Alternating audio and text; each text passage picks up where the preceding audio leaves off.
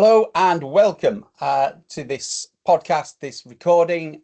I'm Gary Hibbard. I'm from Consultants Like Us, a cybersecurity and information governance, risk and compliance consultancy. And I'm going to be the chair on this video, as I generally am on other videos. If you watched any of these, I'm joined by the co-founder of Consultants Like Us, Lee Scorey, and the founder of iComply, Luke Keeley.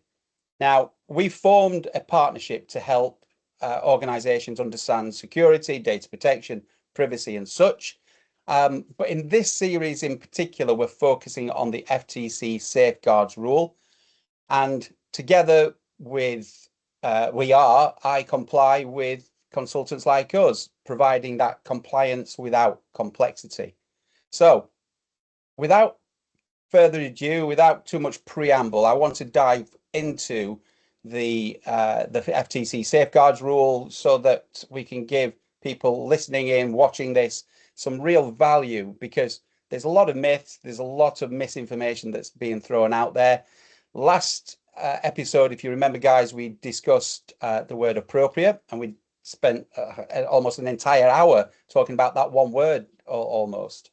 So on this particular recording, what I would like to do is talk about the FTC Safeguards Rule 314.4, which is the objectives. So this is what it says in terms of that particular section. The objectives of Section 501 of the GLB Act and of this part are to ensure the security and confidentiality of customer information, protect against any anticipated threats or hazards to the security or integrity of such information, and protect against unauthorized access to or use of such information that could result in substantial harm or inconvenience to any customer. So that's what I would like to focus on. We might get into other areas, but there's a lot, as always, to unpack from this small section. So this is very close, I think, to the traditional CIA Triad that we hear about in and have spoken about in information security for many decades. So is the CIA still valid and useful? And would you interpret those requirements under the FTC safeguards rule in the same way? Is it all about CIA? I would say yes. And I suppose my first question, which is probably going to be actually saying, why are we even having the question that it's no longer valid? I think it was probably as valid as was probably, you can probably tell me when the concept was first created, but yes, technology has evolved. Yes, threats have evolved. That doesn't make it any less foundational than a lot of the other frameworks that are currently being used today. Nearly all frameworks have gone through some modernization or upgrade, if you want to call it that. And I think CIA is still just as valid here as it is for most of the other frameworks. I am surprised that they haven't actually included availability. And that's not the thing that's actually screaming out here, but we can cover that in a second. Yeah. What's your thoughts, Lee? I totally agree. I think this is a very short session tonight because I absolutely think CIA is fundamental to any security management program. I know there are different levels that are coming out of the woodwork now. There are extra acronyms being thrown in addition to the CIA, but I think fundamentally the confidentiality, integrity, and availability of information is critical to any information security program. Okay.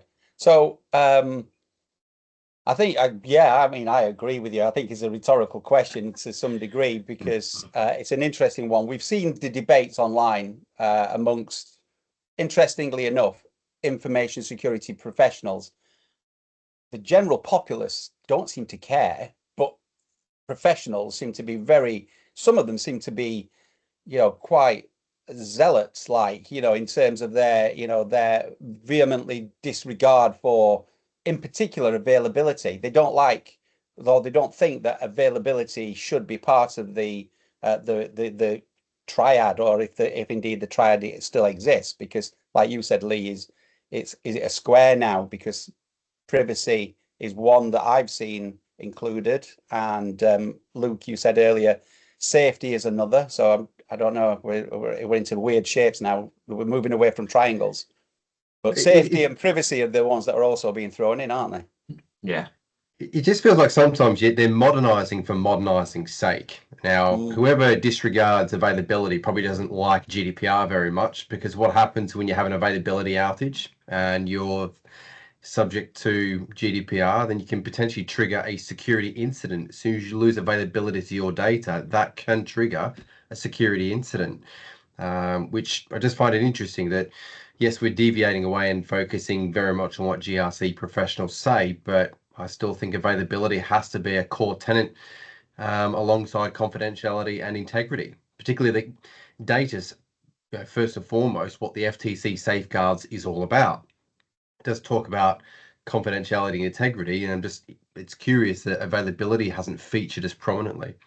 It hasn't, but it's interesting. If I go back to, and again quote the regulation where it says that the second clause talks about protect against anticipated threats or hazards to the security or integrity of such information. So if the data isn't available, then that's a threat, that's a hazard, isn't it? Surely that should be something that we should be considering. Isn't that what we have incident response for? We have an incident response plan, which again we'll get on to at some point in the future, but we have an incident response plan for something that has negatively impacted upon the organization. So if your systems are out, if your systems are being brought down, irrespective of the reason behind it, then isn't that a security incident? Yeah, I think they're playing very close with the wording here. Hazards to the security. Well, if the information is available, the information is still secure, isn't it? The integrity of the information is still secure. Hence, if it's not available, we haven't impacted the integrity or the security of it. I'm playing devil's advocate here. I'm trying to help the powers that be that created all of this. I think, we've said it and we're going to say it time and time again, the three of us. CIA is fundamental to this. Availability is critical to your program. If you've had an outage, you've had an incident. If the outage is planned, then you haven't. But if you have not planned for that outage, you have had an incident. I suppose one question I'll probably ask is, if you're bearing in mind the audience that'll be looking at this, CIA, and you can probably look at CIA being a strategic objective in the business saying at the highest level, confidentiality, integrity, and availability are high-level information security objectives. But you could probably look at it and say, well, this is also an operational objective. Is that we simply just want to make sure that customers can access their data whenever they need to, and vice versa. So we can access customer data as and when we need to. So although it's not, I don't know, outright, I think it's more implied rather than specified that you want to make sure that your data is available. But that's one of those risk assessment items that you'd ask very early on, is that what would happen if I lost access to my document management system, or I lost access to the ability to process through accounts payable platforms? What kind of implications that would have for the business? Yeah, no, I agree. And again, as you said, considering the people who may be watching this who aren't information security practitioners and professionals, and people just want to know, well, what do I need to do? Like many aspects of the FTC safeguards rule, is you should be asking yourself how you do the things that it's expecting you to do. So where it says ensure the security and confidentiality of customer information, you should be sitting with a piece of paper or a blank document in front of you and asking yourself, well, how do we do that here? And if you find yourself scratching your head, if you find yourself thinking, well, I genuinely don't know how we do it, or you write just two lines like, well, we've got backups, I think we've got malware protection, but I'm not sure it's up to date. It helps. This is what you need to be doing, is actually sitting and starting to explore these areas, isn't it? Is so that you can identify the gaps, and then you can start to build a plan to address the gaps Yeah, I in. think that's it. It's getting into the evidence-based situation. You may think you have backups, and you may well have backups. Are they any good? When was the last time you did any restores from them? Same with your malware. Yes, you have malware. Is it up to date? So it's all those practical examples now saying you may think you have these things. Go and demonstrate to yourself that you do have them and they are up to date. Mm. I think the good thing about if you look at the FTC safeguards, and you've probably got it in front of you there, Gary, it does talk about third-party supply and management, not those particular words.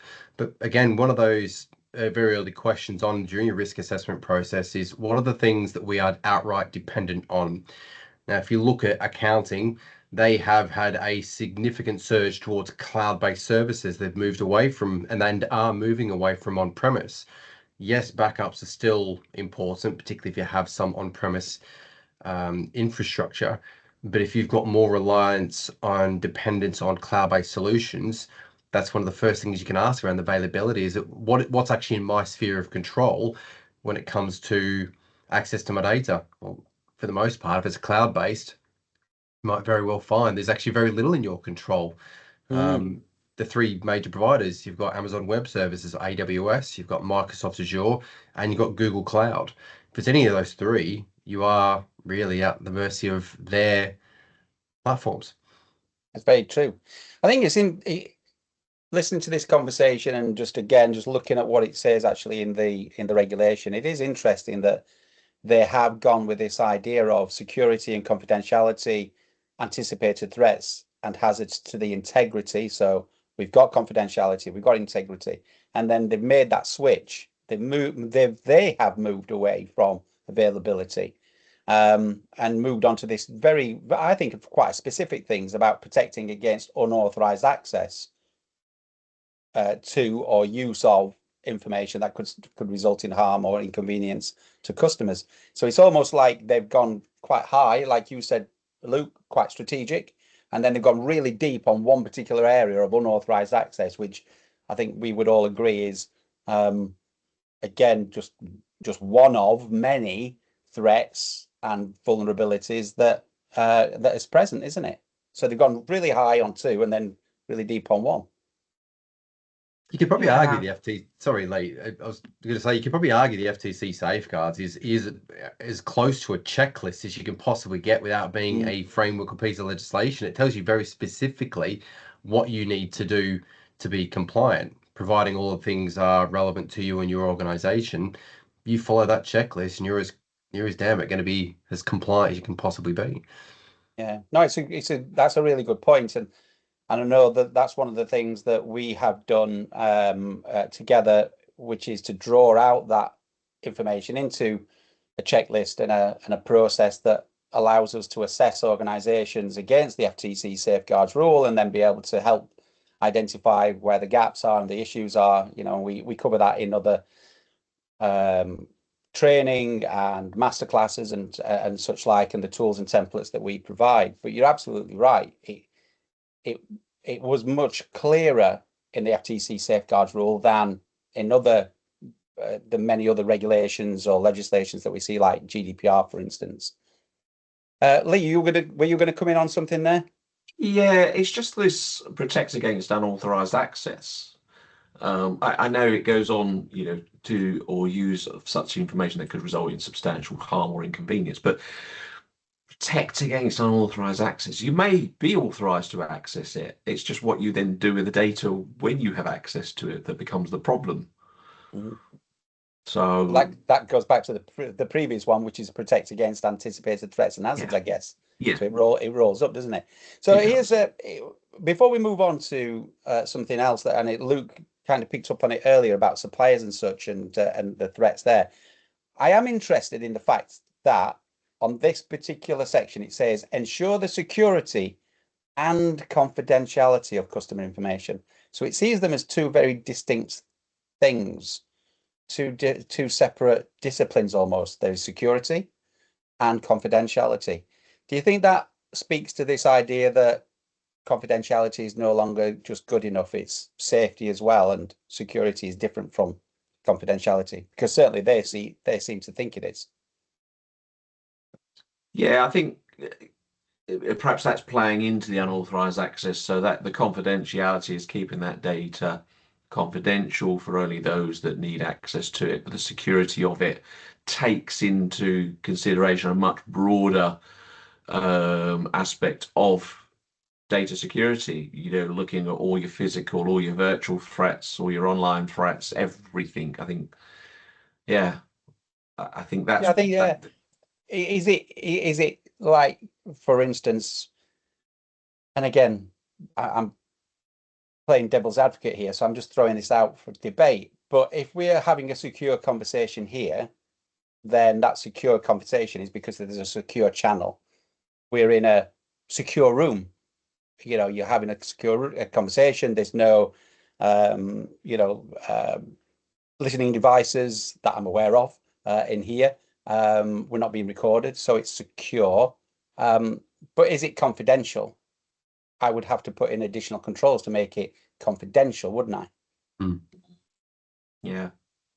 It's like that conversation you have. Again, I can easily go back to law enforcement. You could be, all three of us could be stood in public, out in the street, we're in the beer garden, having a chat around availability.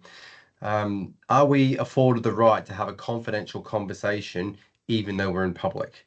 Absolutely.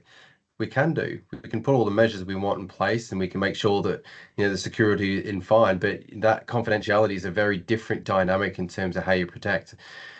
I do wonder how much the FTC safeguards is being directly influenced by the types of cyber attacks that financial institutions have had. So if you look at unauthorized access, if you look at the theft of data, you look at access controls and encryption and endpoint detection and response features so heavily throughout the rule, it makes you look like it does make you wonder whether it is just as a direct result of all the threats they've seen over all the years, and you feel that that's actually more of a focal point than actually the availability of data. Mm-hmm. Yeah, it's an interesting one. Do you think the FTC safeguards rule is too tech heavy? Do you think, in terms of its controls, that it's expecting people to put? Because we've already said it's very close to a checklist. Do you think this is almost tantamount to just being almost like Cyber Essentials, where it's only really focused on the technology, doesn't really think about risk-based management or that type of thing? Do you think the pendulum's gone too far? I'm not. I don't think it is too tech based. It is too much of a checklist. There's not enough information here to guide people to what they should be doing. Okay. There are different ways of looking at that security, and again, it's got to be relevant to your organization. You could spend millions putting security controls in place, but is it relevant to your business? Probably not. Mm. I think that's probably done by design, and I don't think it's necessarily helpful. But if you look at the range of where single cert organizations right through to tens of thousand seat organizations, enterprises, which can equally be subject to the FTC safeguards rule, you've got effectively a canvas approach where it applies to everything. And so being too specific might be prohibitive for an enterprise, or it might be too aggressive for a much smaller organization. I'm not saying it's a good thing, but again, maybe being a little bit vague in the wording and the terminology might just mean that it's more applicable, and we talked about the word proportionate last week. It can be a sliding scale about how much is the right amount of security for the size and complexity of the firm it's being applied to. Okay. But that is part of the danger, isn't it? Is you don't know what you don't know. Yes. So you don't know what you need to implement. I know we're here to help you, so that's exactly what we'll talk about in these episodes. But it is a dangerous thing to those people that are not seeing this type of podcast or don't have access to those forums that they can trust. Mm. I think looping back to your original question, Gary, about do you think it's too technical? I think it's very technology based in terms of the framework, and I understand the reasons behind it. I would agree that is akin to cyber essentials. I suppose my supplementary question would be, are small firms, 1 to 10 in size, are they equipped or have the capability to implement an information security program like ISO 27001, which does become a little bit more, I would say, a bit more burdensome for them to manage? Okay. Burdensome might be the wrong word, but maybe it is too strategic for them. And maybe this is the FTC safeguards attempt at the lowest possible level you should expect to adhere to or strive to meet, perhaps. Yeah. I think it's an interesting one, and taking everything that you both just said there, for me, this all leads back to the reason why you need to have this qualified individual to be identified and to have them reporting uh, into your into your board with that information security program, isn't it? That's why they need to have the know-how and the know why and the know what.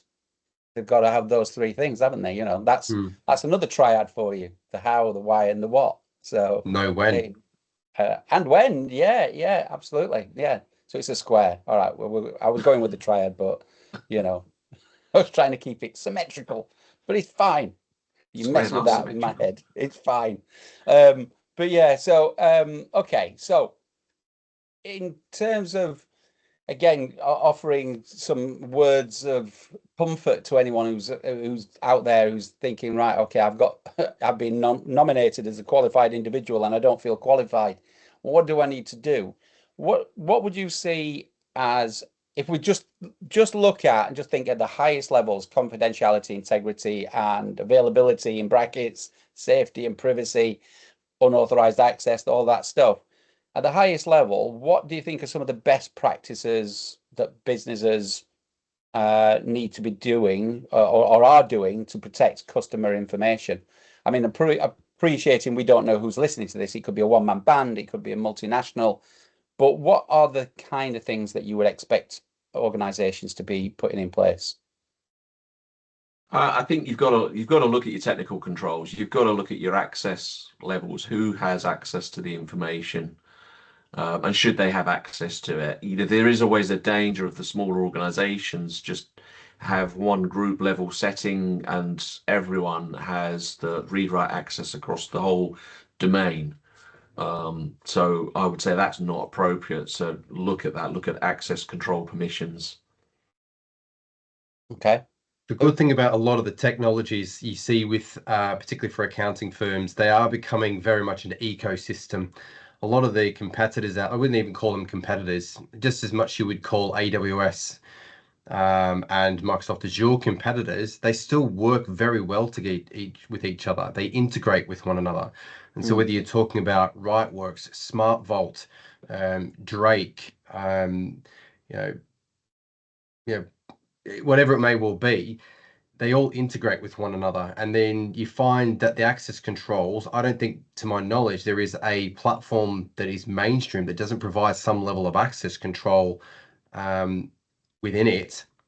But it does go back to very much your point there, Lee, is that what level of access is provided to each individual within a specific firm? Is it high level, you've got access to absolutely everything at any given time, or is it time based?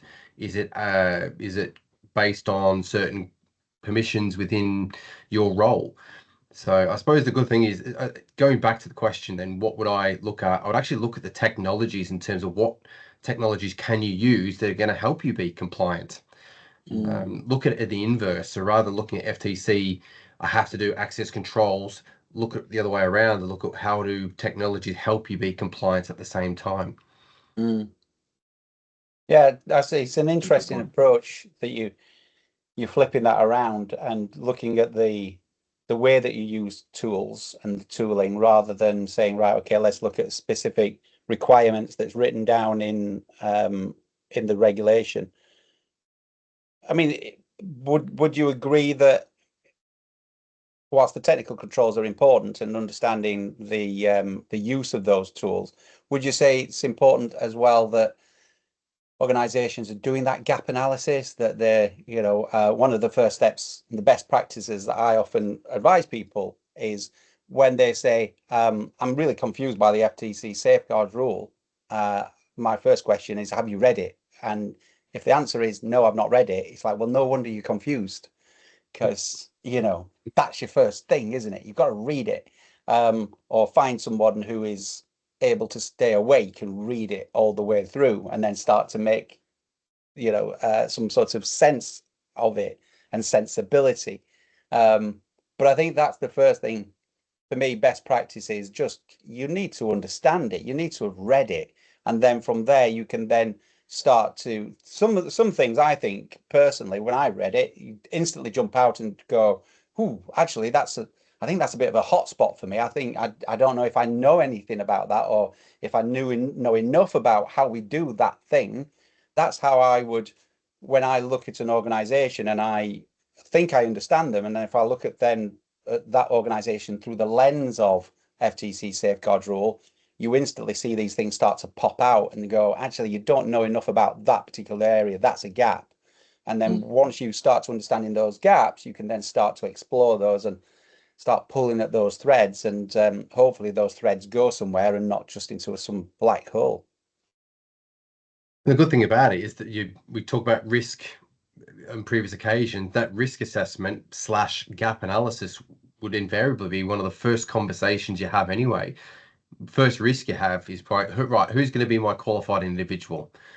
Put that down as a risk if you can't find anyone. The second question is, has that qualified individual actually read the FTC safeguards rule, and do they know enough about it to be able to competently say what they need to do to be compliant? And if it's a no, that becomes a risk. And then how you're going to mitigate it. I think that risk assessment is one of those very first things that nearly any firm should do, because it just, once you start asking the questions around what assets are important to my firm, what third-party suppliers are important to my firm, what other things I simply cannot do without, those questions will start to drive you in the directions of where the risks are, and will give you a very good starting point. And I think the important thing as well is just thinking about access for a moment here, because just as you were talking there, I was thinking about suppliers and such, and it reminded me of a story that I'll recount in a second. But the access isn't just to data, to digital information, it's physical as well, right? It's, if you have archive boxes of financial records and such, then who has access to that? And I remember, I won't mention the name, but there was a large storage company in the UK who had a major fire at one of their major storage locations, and everything was gone, everything was lost. So highly secure, because no one's getting it, so it's all now in ashes, and it's very confidential because no one can remember what's in those archive boxes. But availability isn't the problem, is it? Availability, no, clearly not. But yeah, access to that information, unauthorized access. But the reason that it wasn't that story that I remember, it was more that, again, a similar organization, and a large accountancy in the UK, that's all I'm going to say. And they were transporting physical archive boxes from their premises to their storage facility. I received a phone call that said, we've had a bit of an incident. And I said, well, what's happened? The van driver hadn't secured the back of the van securely. So it drove up the motorway, and out of the back, 20-30 boxes full of financial records were just strewn all over the highway, over the motorway. And yeah, it was a case of between junctions 34 and 38, we've got all these very sensitive financial records, but also very costly, because reputationally we had to go back to clients and apologize. Very costly because we had to go back to clients and rework at our own cost the financial accounting that had gone on. But yeah, trusting your suppliers, access control, who has access to it. Once it's in an archive box, where is it being stored? Who has access to it thereafter? So yeah, it's just, maybe that's a long way of me saying, remember that access control isn't just about technical controls, it's about physical controls as well. Something I've seen very recently as well, and this is happening it's single sign-on becomes, I think there's too much emphasis on single sign-on and saying that is the panacea, that is the best thing you can possibly have. And I had a conversation again on LinkedIn around, I pointed out that a password manager is one of those things, regardless of your firm, you should always have in your firm. Response was, well, we've got single sign-on, we don't need a password manager. The fact is that single sign-on does not work with every single application. You know, your bank accounts aren't necessarily going to have single sign-on. And how does that integrate with your Microsoft ecosystem? Well, it doesn't. And that's why a password manager is one of those things I would say you always need to have inside the business. And you do find that, again, a lot of, just in the same way you see multi-factor authentication saying you have to have it, and you do because the FTC safeguards section calls it out. Don't just rely on convenience security like single sign-on, because it isn't going to solve all of your problems. But it's not going to solve it all, and it's also going to emphasize the problem. If I have access to that one account, I have access to a lot of your systems now. Correct. Yeah. People don't share passwords, right? They've stopped doing that. Oh, long time ago. Good. For a second there, I thought you were going to tell me that people still share passwords. Post-it note off. Yeah. I watched it. Yeah, anecdote, but I'm going to give it to you anyway. I was watching a movie the other night, and in it, two CIA operatives were able to not guess the password for their daughter, but the daughter wrote the passwords on the back of a sticky note on the top of the laptop. And I just thought, why are people still writing down passwords? I mean, I know it helped the story get along, but it was like, they're just teaching people bad habits. Or maybe they're not. Maybe they're saying, look, kids, if you write the password down, your mom and dad's going to find out, even if they are CIA operatives. Anyway, we got off topic. Going back to the FTC safeguards rule, I'm interested in, just in the last few minutes, as a topic. Again, we could probably explore this for quite some time, but you mentioned something earlier, Luke, talking about suppliers being a particular risk.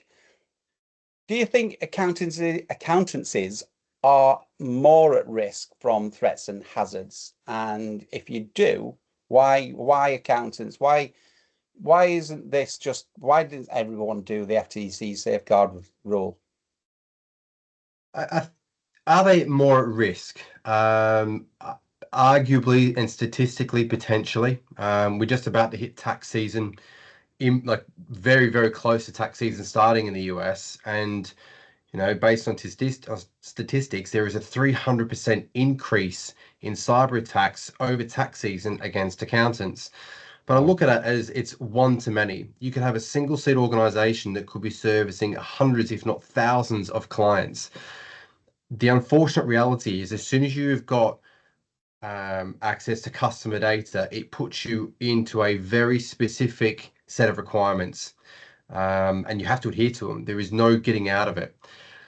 So I would argue that they probably are a more of a high risk sector, and I think it's complicated and compounds the problem because they haven't necessarily got the budget or the resources or the know-how to meet some of the basic security requirements, which arguably makes them, I would say, easy pickings. There's a reason why cyber criminals do tend to target small and medium-sized businesses, because they haven't necessarily got the know-how or the resources to adequately defend against an attack. And it could just be something as simple and rudimentary as phishing. There's a reason why phishing is so incredibly successful, just because of the volume and scale at which you can hit so many people and organizations. So yeah, I would say that they're probably more of a risky entity than most, given what they do and the access to the volume of data they have. Yeah, Lee, what's your thoughts? Yeah, it's Their customer base is definitely more at risk. This is the financials here, and as Luke said, you've got your end of financial years to close your accounts. You've got, in the UK itself, you've got HMRC contacting you pretty much weekly. So how do you know they're coming from legitimate sources? I think one of the dangers I've seen with some accountancies is the way they operate with their customers.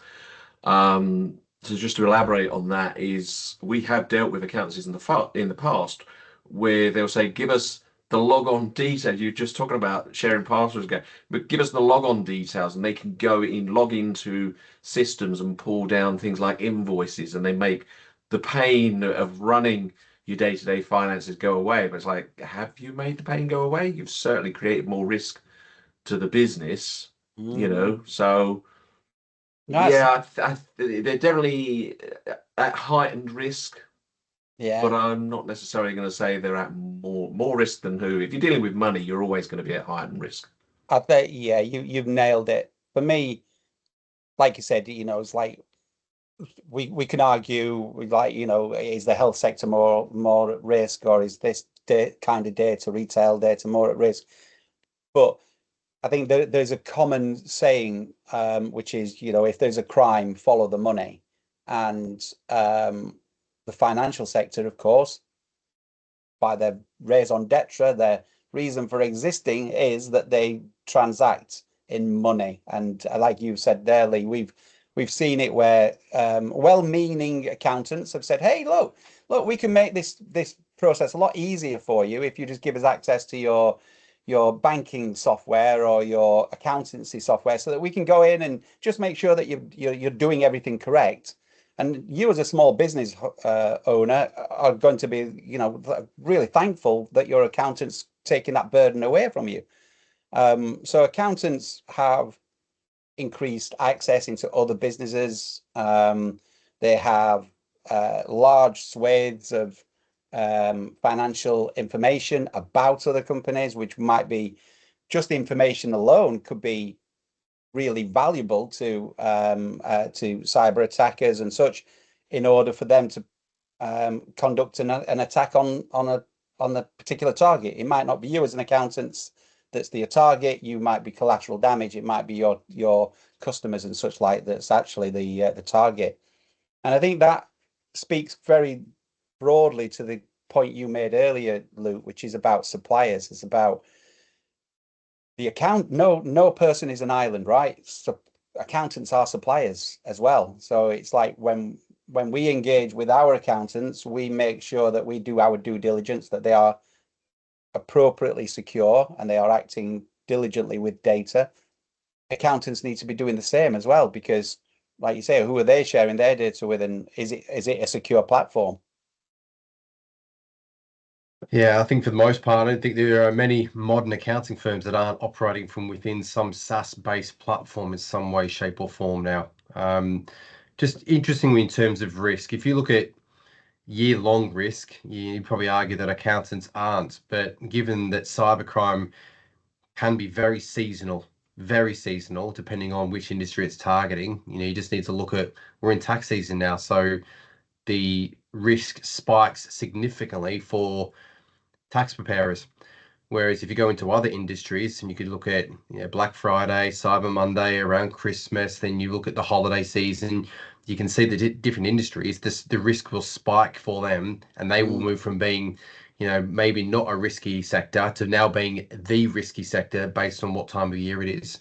And also depending on other things such as the major events, whether it be a hurricane, which might create a problem for certain parts of the business in certain parts of the country. So yeah, I think this they are and they are not risky depending on when it is in the year. I think that's a really important point to remember, and I know we've touched on this in other sessions as well, but to anyone listening, just remember that cyber criminals are humans for the large part. They're still humans. Yes, they use tools, and yes, they're using AI and various other machine learning technologies and such, but they're humans, and they've studied your sector. They understand accountancy. So, like you said there, Luke, they're watching the news. If they see a major disaster that happens play out on TV, they know that people are going to be wanting to help. So they will emulate, some major emergency organization and send out, 5 million messages, all purporting to be an emergency aid charity, and you can donate here, click on this link, da da da da. And it's exactly the same, as you said, they're watching and saying, well, we know it's tax season in the US, let's hit them. In the UK, our tax season is a completely different period, but we also get hit, and it's a spike in the UK. It's the same thing, isn't it? The cyber criminals are people who study companies. They know when to launch a campaign, just in the same way that if we were advertising an event, or we wanted to gain more customers, we would target a certain time, a certain demographic at a certain period in the year, or we would avoid a certain time. So yeah, I think it's just important for people to remember cyber criminals are human, and are looking for an easy win. And like you said, I didn't realize the statistic was that high, 300%. That's shocking, but not surprising. So I agree. before we go on to the next question, we're not going to go on to it. I'm just going to touch on it. Before we go on to this, or introduce it, because I want to explore it more in the next session. What do you think? Is there any key actions someone should be doing today if they're new to the FTC safeguards rule? They've just come across this session, rather than having to watch the complete other sessions and such. What do you think? Is there a pearl of wisdom? Is this little nugget that we could give to people to say, right, do this and you're going to be on the road to success around the FTC safeguards rule?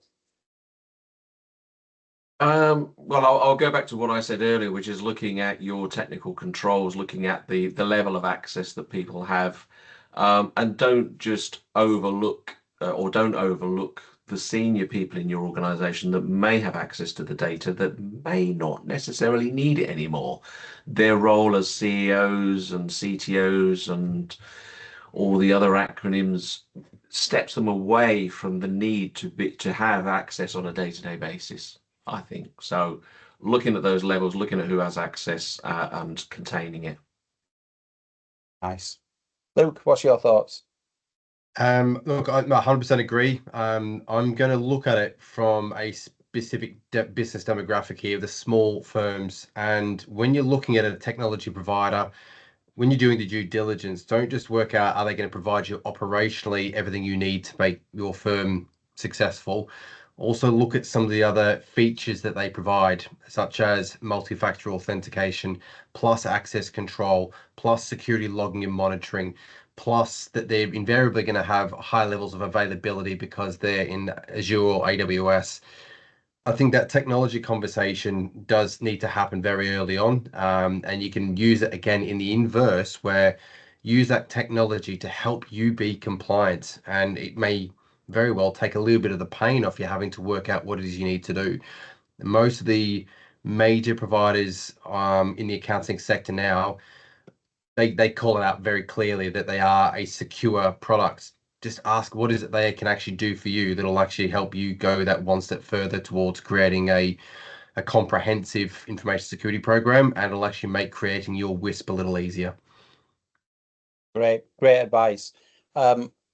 Just for from my perspective, practical thing that people could do: read the FTC safeguards rule. It's very basic. It's very simple. Make sure you read it. Start to, print it out if necessary. Start making annotate it. Make some notes alongside the various sections that confuse you, or that you are confused about in terms of your organization, but indeed just that you're confused about. And if you are confused about anything, reach out to Lee, Luke, myself. We'll be happy to help. I'm going to draw a line there, because the next thing I want to talk about at the next session is about we've touched on it a few times about what people should be doing, but it would be interesting to explore what the common mistakes are that people make when developing an information security program. So that WISP, what are the common mistakes that we often see? And if anyone is interested in knowing what those mistakes are, they will have to join us on a future session next week, when we will again be exploring some of the key aspects of the FTC safeguards rule. But until then, thanks Lee, thanks Luke for joining us again and sharing your knowledge and experience. Yeah, we will see everyone on the next session. Until then, we'd just like to thank you for watching. Please remember to comment, like, and share. Until next time, stay well, stay safe, and stay connected. Thanks very much. Bye. Take care. Bye.